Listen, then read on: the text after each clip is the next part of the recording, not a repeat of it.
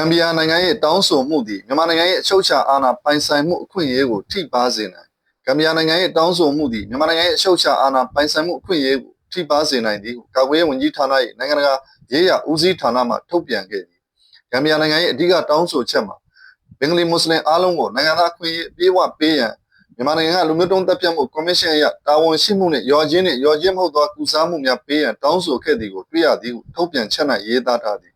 ဘာပေါ်တွင်နိုင်ငံသားအခွင့်အရေးတောင်းဆိုမှုအတွက်နိုင်ငံသားဖြစ်မှုတင်ပြရပြီးနိုင်ငံတော်အစိုးရတရက်၏ခွင့်ပြုချက်ဖြင့်သာဆောင်ရွက်ရသည့်အချုပ်အခြာအာဏာပိုင်ဆိုင်မှုအခွင့်အရေးဖြစ်၍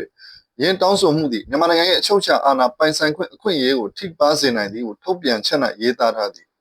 ဂမ်ဘီယာနိုင်ငံရဲ့တင်ပြချက်များအရပြည်ပဆိုင်ရာတရားရုံးအနေဖြင့်ဆုံးဖြတ်ချက်ချမှတ်ရာတွင်လူမျိုးတုံးတပ်ဖြတ်မှုကော်မရှင်ကိုအကြောင်းပြု၍တရားစွဲဆိုခဲ့ပြီးနောက်မြန်မာနိုင်ငံသားဖြစ်မှုဥပဒေကိုပြင်ဆင်မှုပေးရန်နှင့်မြန်မာနိုင်ငံပေါ်လူမျိုးတုံးတပ်ဖြတ်မှုအတွက်ပြစ်မှုကျူးလွန်ခြင်းမရှိကြောင်းတို့ကိုအတိုးအလျှော့ညှိနှိုင်းမှုဖြင့်ဆုံးဖြတ်ချက်ချမှတ်လာနိုင်ပွင့်ရှိကြောင်းသုံးသပ်ရသည်ဟုလည်းထုတ်ပြန်ချက်၌ရေးသားဖော်ပြထားသည်